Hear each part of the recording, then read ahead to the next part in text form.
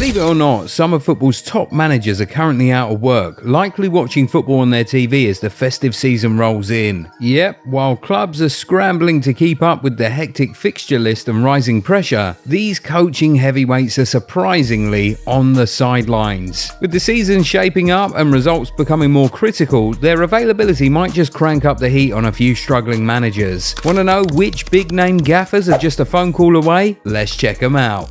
Let us start with a man who's lifted many trophies as manager and as a player, Zinedine Zidane. In just a short spell at Real Madrid, he bagged 2 La Liga titles and 3 Champions League trophies in a row, plus a bunch of Super Cups and Club World Cups. That is a trophy haul most managers can only dream of. After a disappointing 2020-2021 season without any silverware, Zidane decided to leave, claiming Madrid didn't show enough faith in him. It's only a matter of time before he's back in the hot seat. With that epic CV, Zidane will always be the name on everyone's lips whenever big managerial vacancies open up. Some say he's afraid to join the Prem. What do you think? The next entry on the list is also a football legend, Xavi Hernandez. He's currently out of work after leaving Barcelona under somewhat confusing circumstances. His managerial career began in Qatar with Al Sadd, where he enjoyed considerable success, winning multiple domestic trophies. In 2021, he returned to his beloved Barcelona as head coach and won La Liga and the Spanish Super Cup. However, struggles in European competitions and the high-pressure environment of Barca ultimately led to his departure in mid-2024. Xavi is reportedly open to new challenges, and rumours have linked him to various clubs. But you get the feeling that just like Zidane, he would want a job in only Spain or France. Another highly rated young manager who's up for grabs is Edin Terzic. Honestly, it's a bit surprising that he's still without a job. The former Borussia Dortmund boss stepped away after the 23-24 season despite leading his team to a Champions League final. Terzic's resume is pretty stacked. He first took charge as an interim manager in 2020 and led the team to a DFB Pokal victory. After a year as the club's technical director, he returned as head coach in 2022, but consistent runner-up finishes in the Bundesliga underscored the competitive difficulty in overtaking Bayern Munich.